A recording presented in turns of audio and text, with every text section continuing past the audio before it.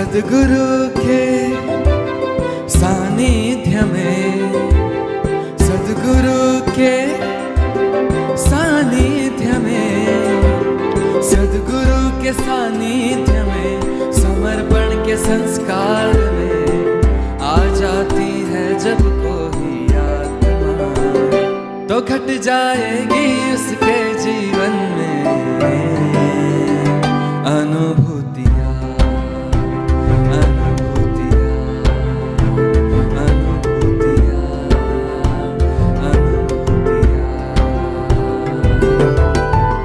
आओ हम सब मिलकर बांटे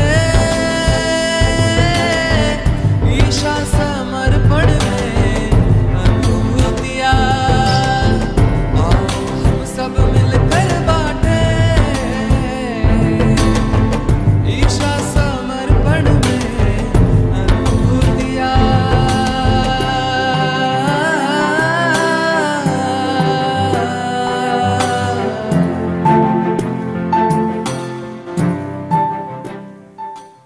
चरणों में कोटि कोटि वंदन। पूजनीय गुरु मैयाना चरणों में कोटि कोटि वंदन। सर्वने जय बाबा स्वामी। मेरा नाम तृप्ति सेंघाणी। मैं 2011 में मेरी माँ के साथ शिविर थी नखत्राना में, तो मैं वहाँ पर गई थी। लेकिन उससे पहले तो मैंने मेरी माँ को कहा, ये क्या बाबा बाबा का चक्कर में पड़ती हो, तू तो इतनी अच्छी है, अच्छी से आत्मज्ञान थोड़ा कुछ पा लिया है, तो घर बैठ के कुछ ना कुछ करो ना, काहे ऐसे बाबा बाबा के चक्कर में पड़ती हो।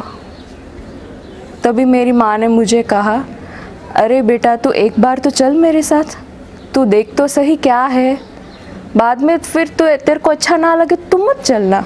मैं कहाँ तेरे को घसीटती हूँ, एक बार चल, अगर तू मेरी बेटी होगी तो तू एक बार मेरे साथ चलेगी। तो मैं वहाँ पर गई तो गुरुदेव का वीडियो शिविर ही चल रहा था।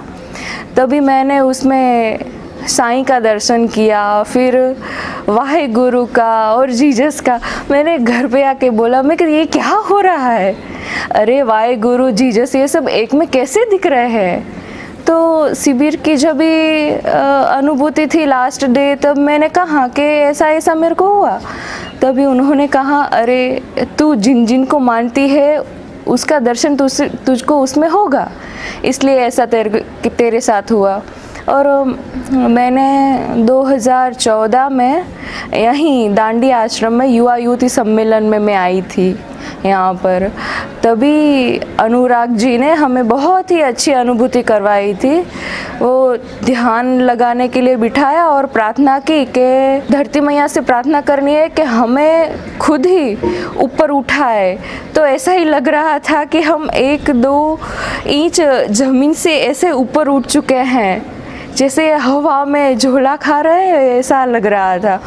और मैंने 2016 में कच्छ आश्रम में गुरु दीक्षा ली है। तभी वहाँ पर पूरी नाइट हमने 1051 कुंडी यज्ञ होने वाला था, तो मैंने उसमें गुरु कार्य किया। तो वहाँ पर जो लोग थे उन्होंने कहा, अरे बेटा तू पहली बार गुरु पूर्णिमा कर रही है तो अच्छी स्थिति बना। तो मैंने कहा गुरु कार्य करूँगी तो अच्छी स्थिति खुद ब खुद बन जाएगी, तो विचार मुक्त हो जाऊँगी, सब अच्छे से हो जाएगा। तो सब ने बोला ठीक है कोई बात नहीं, तू कर गुरु कार्य कर। तभी मैं गुरु कार्य कर रही थी तो मैंने सोचा कि पूरी नाइट कर रही हूँ गुरु कार्य, तो भी थोड़ी सी भी थकान महसूस नहीं हुई थी, थोड़ी सी भी नहीं। और दूसरे दिन जब भी गुरुदेव आए तभी मेरे को लगा ये मेरे को क्या हो रहा, मेरी आँख खुद ब खुद बंद हो गई थी।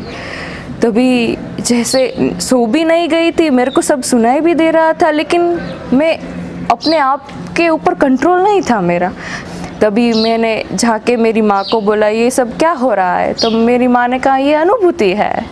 और अभी हाल ही में जो चैतन्य महोत्सव हुआ 2019 में, तभी गुरुदेव ने औरा का दर्शन कराने के लिए सब लाइट्स वगैरह सब कुछ ऑफ करवा दिए थे।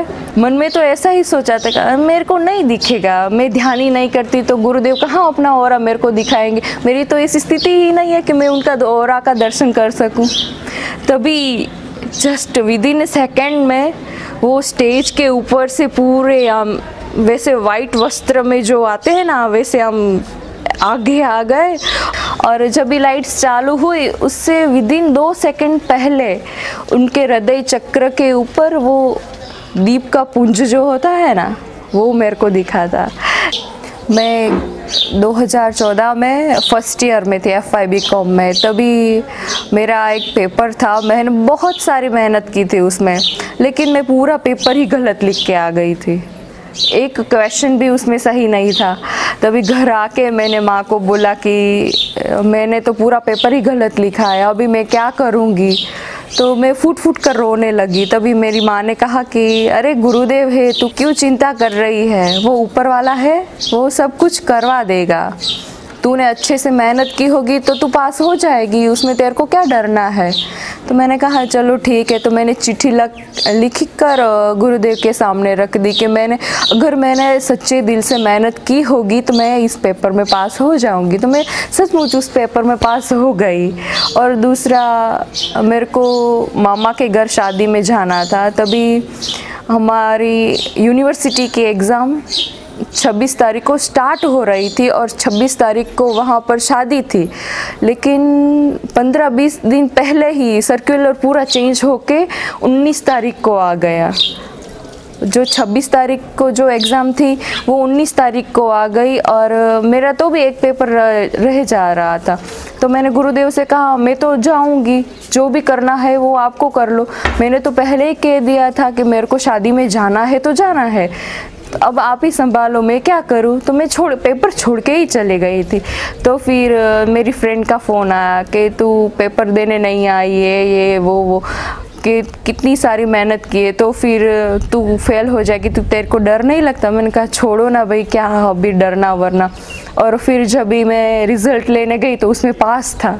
स्वामी जी के ऊपर पूर्ण विश्वास और पूर्ण कॉन्फिडेंस से भरोसा रखते हैं तो स्वामी जी सब कुछ अच्छा ही करवाते हैं। और मैं अभी MCom कर रही थी, मास्टर डिग्री, उसमें फर्स्ट ईयर ही था मेरा, फर्स्ट का सेकंड सेमेस्टर था। उसमें शिरडी शिविर चालू हो रही थी 23 को और 24 का मेरा लास्ट पेपर था। तो मैंने कहा छोड़ो ना भाई, क्या अभी पेपर। तभी मैं पेपर छोड़ के चली गई थी। तो मेरी फ्रेंड्स थी, हम 4 फ्रेंड्स MCom कर रहे थे तभी। तो उसमें से 3 फ्रेंड बहुत ही क्लेवर थी। तो लेकिन उस जो मैंने जो पेपर छोड़ा था ना, उसमें दोनों फेल हो गई थी।